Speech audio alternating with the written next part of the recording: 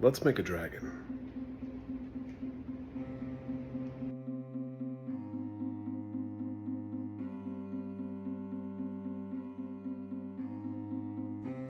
The first thing we need to do is start building a shape for the head. So I took some shopping bags and I sort of started bundling them together using masking tape to block out some basic shapes.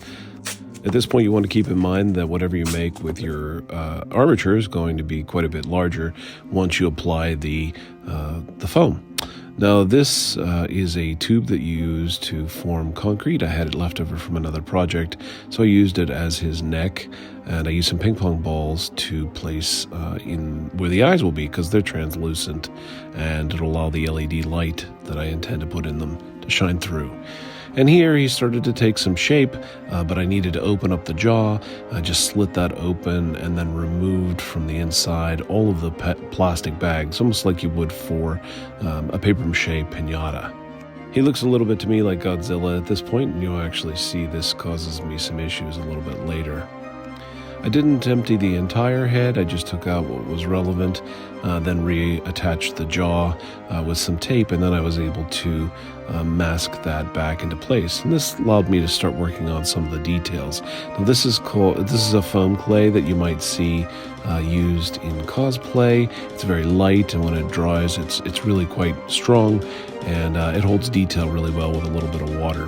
I used some insulation foam to create the horns, and I decided the neck looked a little bit too much like Godzilla, so I extended it, removed the head rather, and extended it by applying some additional bags and then using the masking tape. Same sort of process again, applying the foam, tapping it down. I made the teeth out of some polymer clay and then attached them with some hot glue, knowing that I'd come back in a little bit later and put foam in around them to create the gums, and also a little bit of hanger wire in order to hold those horns in place until I had a chance to get additional Loctite foam around them.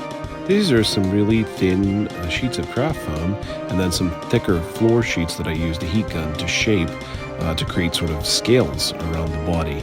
You can see I bent them, cut them out and bent them around the body. And then I started using an old mold that is in one of my other videos to create some additional scales, which I cut into bits and then adhered with some rubber cement to different areas around the body to add additional detail. And now we're going to move lightning quick through the painting process. I hope you've enjoyed this. Ask any questions in the comments. I'll try to get back to you. Also, this is the first part in a series I'm going to do on building this into a dragon throne.